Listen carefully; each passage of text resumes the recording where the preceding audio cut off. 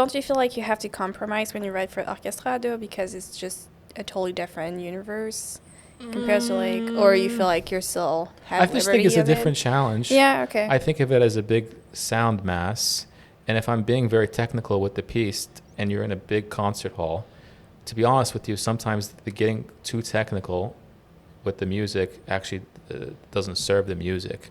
So to find a simpler way to do things is actually the right way, I think. Yeah. Because you can make it as complicated as you want, but then when you go to sit there and engrave the piece, for example, I actually go back and think, okay, I like the sound of this. Is there a way to make it simpler and still get the same affect?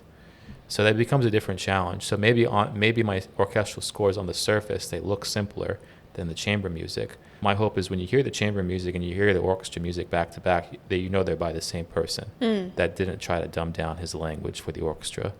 So at least that's what's going on in my mind. I don't know if that's what reality is. You have to compromise a bit because it's a lot of people on stage anyway, so you can't, I mean, if you wanted everyone to be very individual, you could try, but it's, it's just, I feel like even with 6 people working with like Ekmelis, I still have to like give direction for each of them. Sometimes I'm just like, if I had like 30 people, like that's a lot of people to actually give direction, and it's very exhausting on both sides, like. Yeah.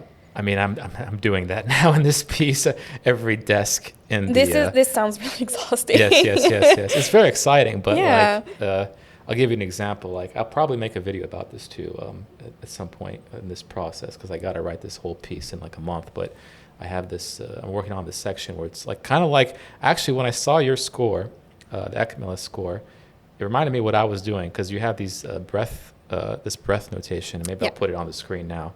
It's literally exactly what I did. You had this, you had the up arrow, the up bow, I should say up arrow. I don't know what the hell I'm saying. The up arrow, and then the down I said bow. Up arrow again. The up bow, and then the down bow. Mm-hmm. The up bow is the breath in, and the down bow is the breath out. Mm-hmm. And I did the same thing in a piece before, and I'm gonna do it again actually in the orchestra piece, but with the string instruments. So like the up. Oh, I see. The up bow would be playing on the bridge, and then the down bow would be playing on that makes the sense. body.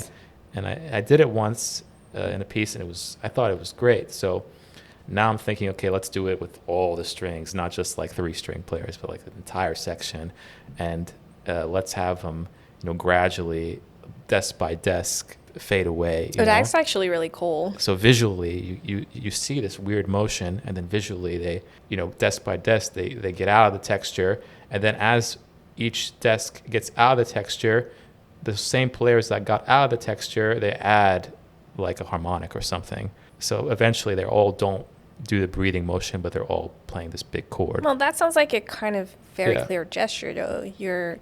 It's really easy, I feel, to explain it to everyone. Yeah, it's one idea. Yeah, right? It's one idea. Yeah. But in the score, it's so many stabs. But when you hear it, it's like, oh, it's not really that complicated.